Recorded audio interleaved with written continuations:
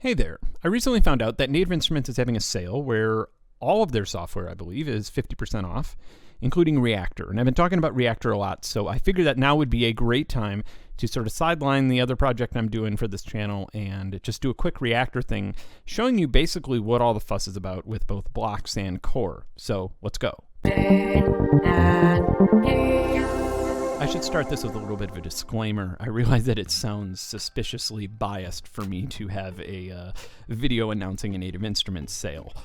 I used to be a Native Instruments sponsored artist. I did a couple shows for them. They've sent me some hardware. I've had a little bit of back and forth, but I haven't really spoken to anybody from over there in like 5 or 6 years at least. And I'm not even listed on their page anymore. I have no communication with them about this video, about this channel, nothing like that. I have all the respect in the world for them. I have all the criticism in the world for them. They've done a lot of dumb things, and they've done a lot of awesome things. So I've been using Reaktor for over 17 years. So it's really, really hard for me not to recommend this software because it's software that I have been using for 17 years. I can't think of any other software other than like Windows that I've been using for 17 years. Another thing I should mention is that I realize that when I do a video on software, I realize that a certain percentage of people are going to go to a torrent site and illegally download that software. I don't care. I don't have any judgment about it. When I was broke, I downloaded tons of software, and that's how I learned, and it's completely understandable to me that it's sort of, piracy has almost become sort of necessary in the learning process for anybody who doesn't have thousands of dollars to spend. Reaktor is a little bit different because when you buy it, you get unlimited access in perpetuity to their user library, which has thousands and thousands and thousands of synths and effects and samplers and pretty much anything that you can think of. It's there times 100. And if you're new to Reaktor, that's where your $100 is going to go a very long way because you can download other people's creations and you could look at how they were made, you could remix them, you could add your own features to them, you could essentially learn how this all works. And that is what makes Reaktor so powerful. So with that being said, even if you don't like paying for software, think of it as your entry to a pretty much unlimited amount of stuff. For a long time there, when Reaktor 5 had been out for a really long time, I thought Reaktor was dead. I thought Native Instruments said, we're making way more money selling DJ software and hardware and now we got this machine thing, so this Reaktor stuff is for geeks. Let's just go, let's keep moving to where it's profitable. And then, bam, they come out with Reaktor 6. It has this blocks environment, which is a completely new thing, and it's so much fun. And that's the best way I could describe it, is it's just fun. I've written hundreds and hundreds of patches using it, and never even used it for anything, just because I had fun doing it. It might as well be on Steam. My point is that Reaktor sort of works in two different ways. There's the old core, where you can just build a synth from the ground up. It could be polyphonic, it could be a sampler, it could be effects, it could be whatever you want. And then blocks is emulating a modular synth, and with the inclusion of the user library, you have hundreds and hundreds of modules that you could download, and you could kind of have unlimited fun with that. So let's start with blocks because that's a little bit easier on the eyes. Let me start with a demo of Reaktor blocks with some generative patches that I've made. And I literally just went through my drive over the last couple of years and was like, all right, well, here's some stuff I don't even remember making. But let's go over it. This one I titled Reggae Ant.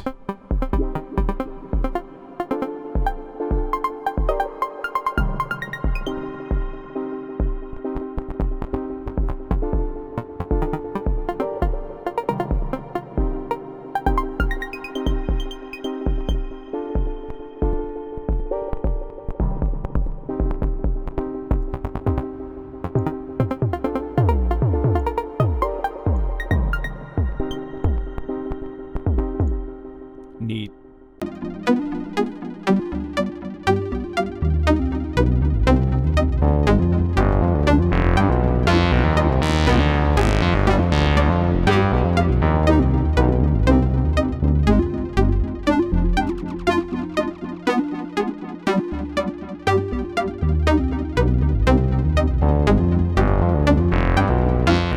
This one's called Clock Fox. It's really nasty. I don't remember making it, but woo!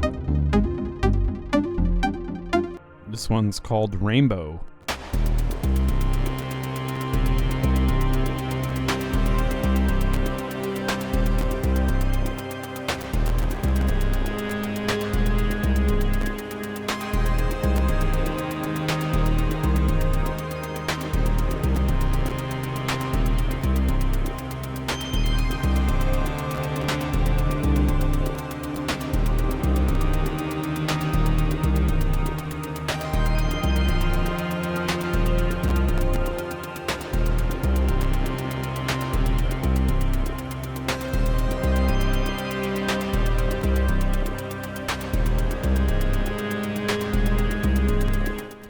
I'm not gonna lie, blocks is not the most CPU efficient thing in the world, and when you get this far into it, and then have a video recording thing, then not gonna work.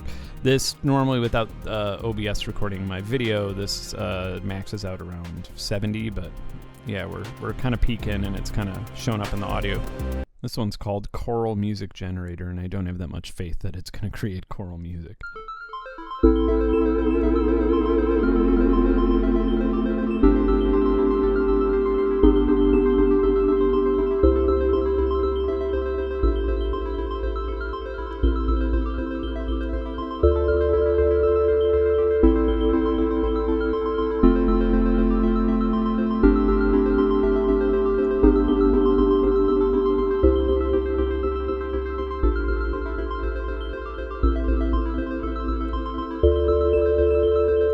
Definitely not choral music. This is kind of like the dorkiest reaction video in the world, just having this scatterbrained electronic artist listen to all these generative patches he doesn't remember making. So this one's called Scrabble, which I guess is can remind me of the board game.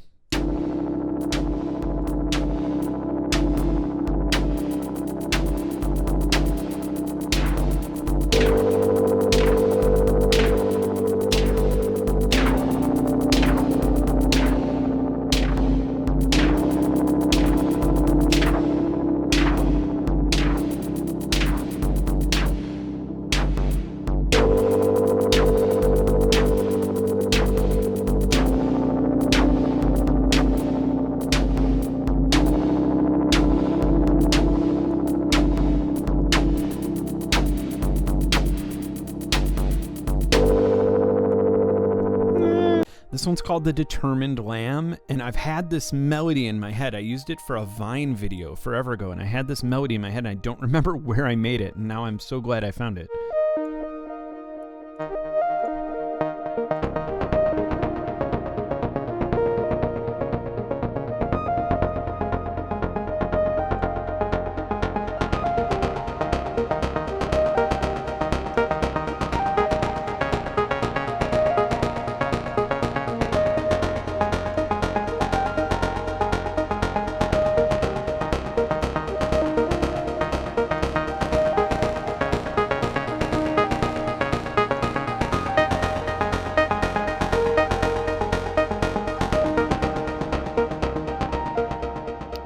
Really glad I figured out where that came from. I must have, it looks like I'm not even using a modern block, so this must have been like right when 6 dropped. This one is called Adler, which makes me think that it was like for a demo for an Adler film or something. So this one uses keys. The note in can pretty much define the note that it's going to sort of go in its own direction with. So I'm going to go up.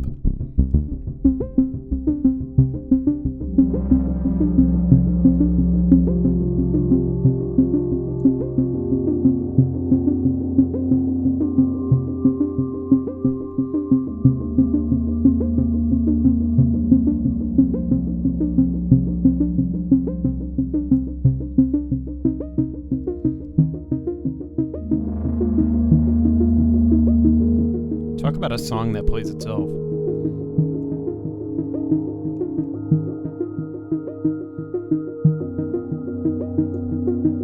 I have this like forensic trail of me trying to make an arpeggiator when this first came out, and I'm sure right now there's probably a dozen different user library blocks that make this a lot easier, but I had like all these files that are like arpeggiator botched 1, arpeggiator try 2, arpeggiator shitty 4, and this one says arpeggiator success, so I'm going to play some chords on my keyboard and see if that's the case.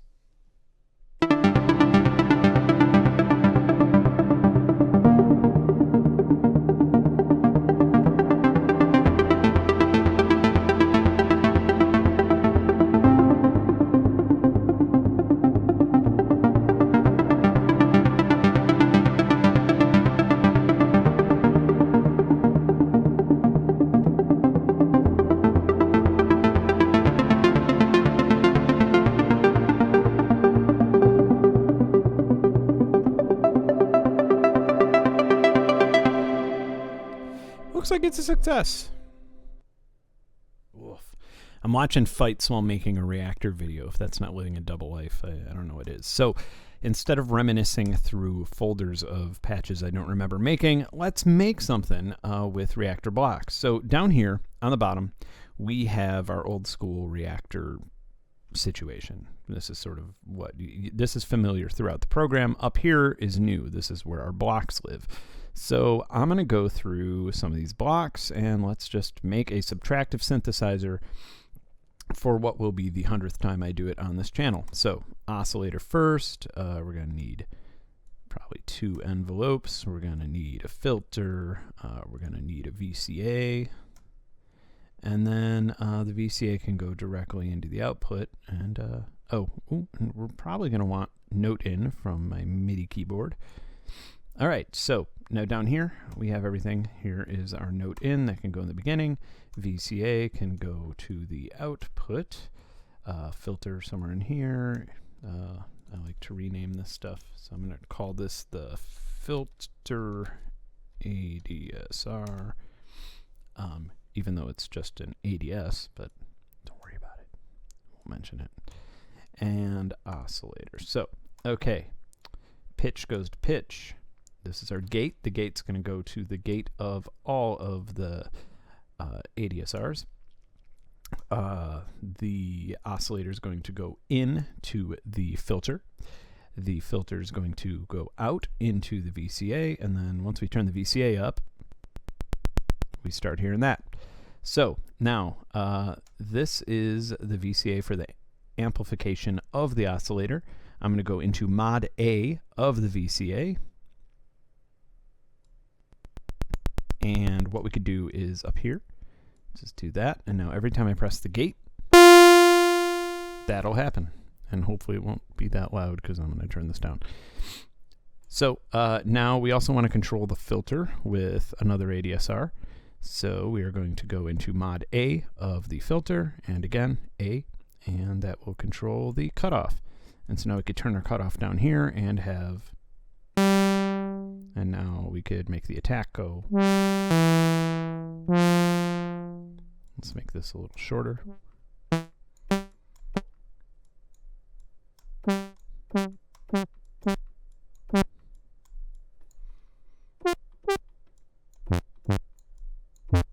We could change our oscillator type.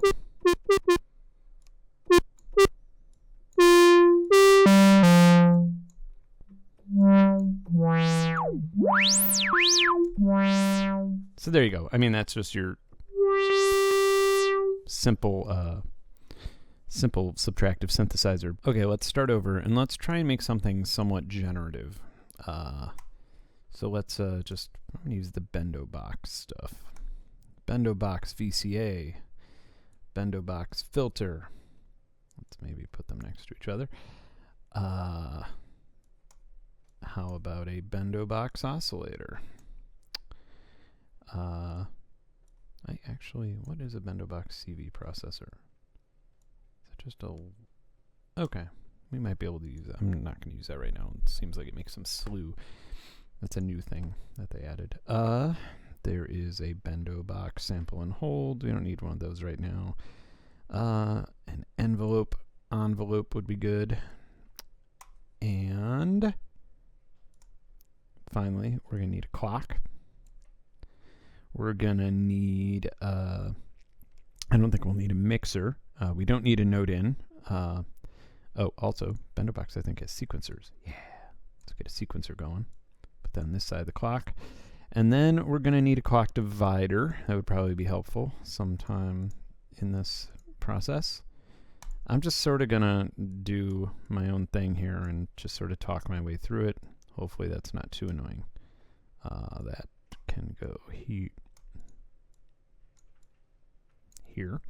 And the quantizer can go there. Okay, so now we kind of have a bit of organization happening. Not so much, but... All right, so clock down here is my main gate. That's where my main gate's going to come from at 120 BPM. The gate is going to go to the gate of the clock divider, the reset of the clock is going to go to the reset of the clock divider, and the gate is going to go to the envelope. The envelope is going to go to, guess, the VCA, and then the VCA is going to go to both the right and left output, or 1 and 2. Now, filter is going to go into the VCA just like before, and the oscillator is going to go into the filter. The pitch of the oscillator shall be defined by the sequencer, and the, you know what I should have done differently? The gate of the sequencer will come from, or will go to the ADSR. All right, so we got that much done. Now the quantizer, we'll rope that up in a minute, but the gate of the clock divider will control the gate of the sequencer. So when we press play, wow, it's really pouring rain. When we press play, it should do this. Yay, it works. Okay. So let's just make a just something within the range of C major. Let's go down an octave on that C, maybe up to a G there. All right, and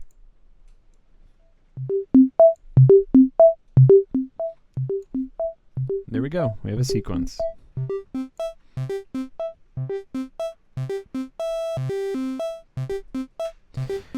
Okay, so this is our quantizer. And what I'm going to do here is every 32 clock ticks, which is number 6, that's going to go into the quantizer gate. And then I should have also added an LFO. So let's find an LFO that actually can, Rounds LFO can sequence with a clock. Okay, so let's just get some sample and hold going on here. Sequence it to the gate. Has its own divider on it, which is helpful. And so the gate is also going to go into the input of the LFO. And then the output of the LFO is going to go into the pitch of the sequencer. Or no, I'm sorry, the output of the LFO is going to go into the pitch of the into the input of the quantizer. Okay, so now we see what the LFO is doing. So I'm going to lock out everything on the quantizer except for C, E, and G. And now we can see that sort of change. I'm also going to turn on sample and hold. Okay, and then let's just go from the output of the quantizer into the pitch of the sequencer, and then click track.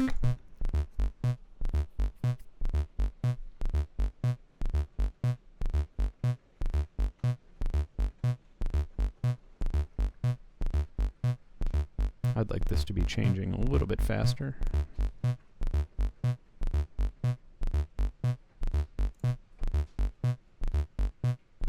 Am I crazy, or was it like changing at a fast pace not that long ago? There we go. Okay, so now we pose a problem. The quantizer is issuing some crazy voltages that aren't even, you can't even hear them with their human ear. So what we should do is get another VCA in here, and I'm hoping that a VCA in this realm will work the same way that it does in a Eurorack system, where it will allow us to, let's put it right between these two so we know what's going on. Actually, this should be here, VCA should be here. I'm going to put the VCA in between, so it sort of, it attenuates the signal, or rather, I guess the better way of putting that is it will make the signal not have as high of a range.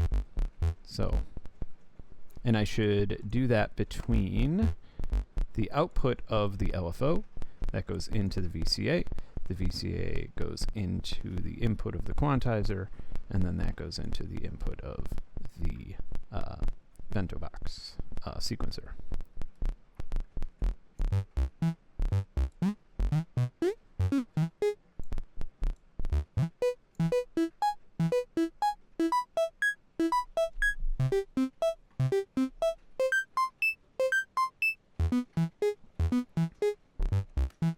So okay, so we kind of have a generative melody now.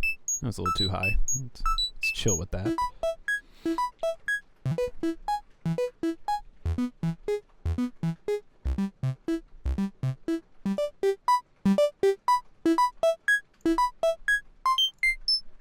Maybe add a D in there to see what that does. Okay, so now I could add in effects too.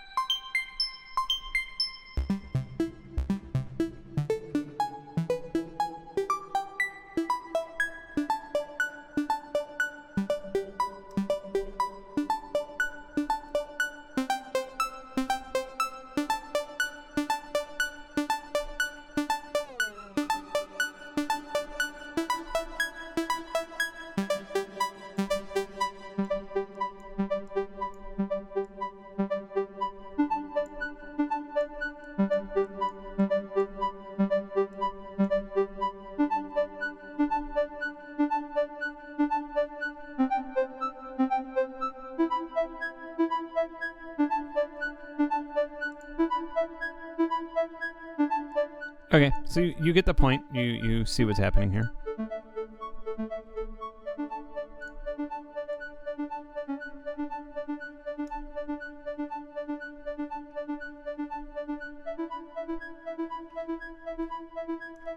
And so this could be like the starting of a building block for a generative patch, right?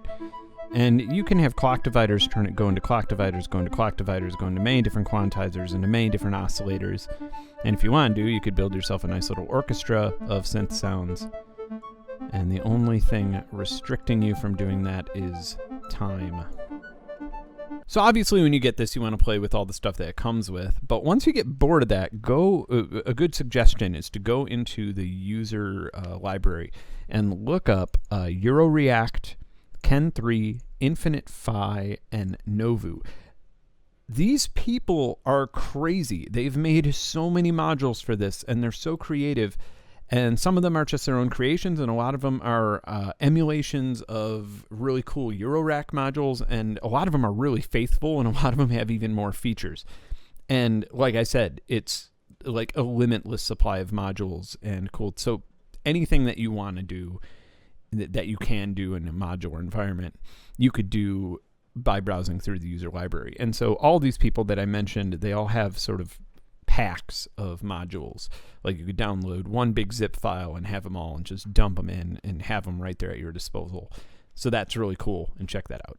Oh, thank you so much to those individuals who contribute so much to that library. A lot of them have PayPal links. Feel free to tip them because it really makes this software so much more cool. Welcome to old school Reaktor core mode. And if you thought everything you saw so far was cool, it's nothing compared to this. This is a playground where you can create really complex things or simple things or whatever you want, but you're not restricted to that modular environment. The CPU handling is a lot better, and you can make polyphonic synths, you can, all that stuff. So I'm not going to make another subtractive synth creation tutorial on my channel for a while because I've done it so many times. So if you want to learn how to make a subtractive synth in Reaktor, you can just look right here at the screen, and this is exactly how to do it. So here we go. Great. Okay, so we have a subtractive synth. Now that we've gotten past that, let's look at some cooler things that we could make. Let's go a little bit deeper than where you could go in the blocks environment. So this is similar to how you're wiring things up, but we have our note pitch going through a series of expressions. That's going into a single delay unit. That delay unit is going out into a one-pole filter. Our gate is going into an envelope, which is multiplied by a noise signal. That noise signal is going into a mixer, which the delay is also going into. That one-pole filter is basically wrapping back around into that mixer, sort of creating feedback. And the result of that is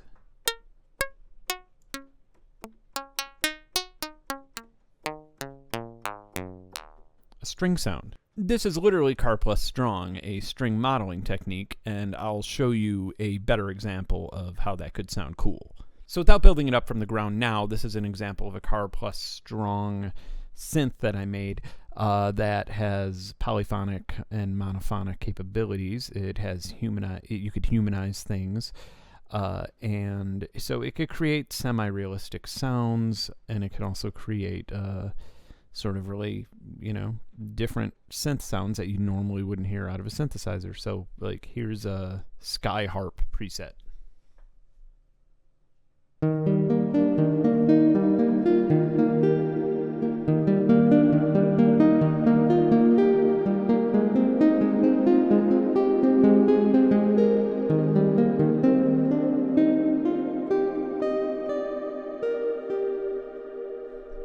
So yeah, kind of nice sounding, right?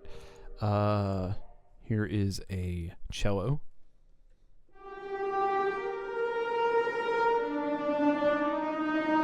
That's actually in poly mode.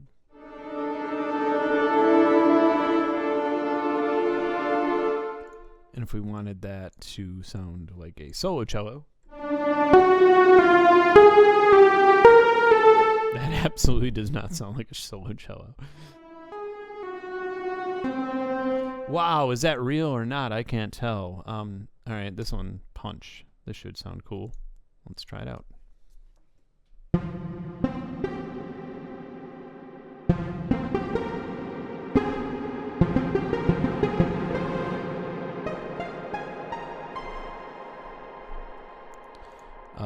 Pluck Party.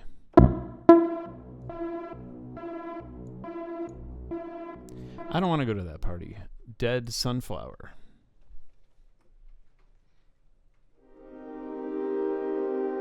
Okay, so this is like a pad.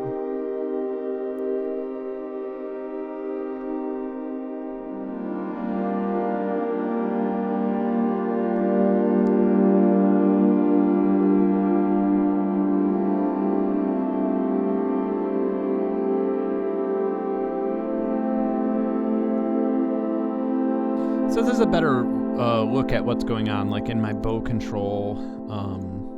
That's essentially just like an ADSR on a noise signal. I've got some stuff emulating a room. I've got some FM in here. Okay, let's look at a Chinatown gunfight.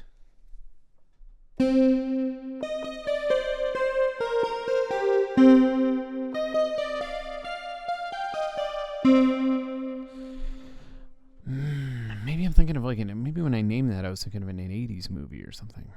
Big staccato.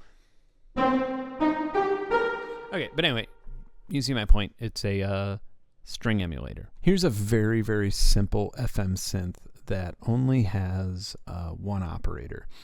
And so you can see what's happening here and here and here.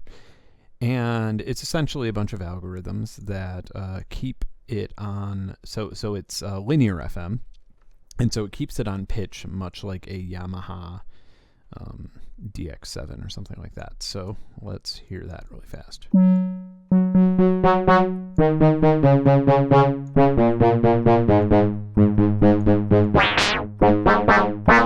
But the perimeters are a little more extreme than a DX7, so you could kind of go nuts, like.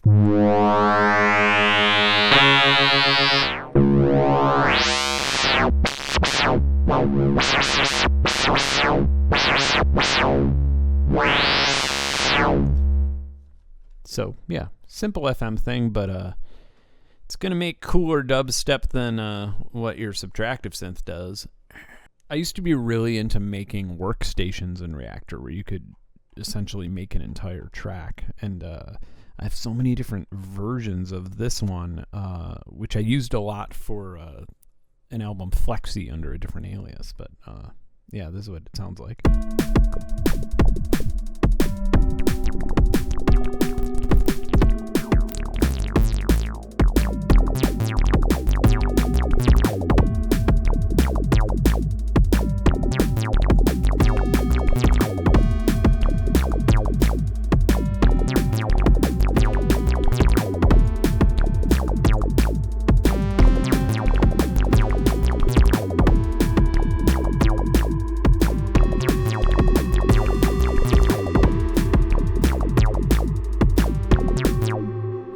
And then there's other versions of it, like this one.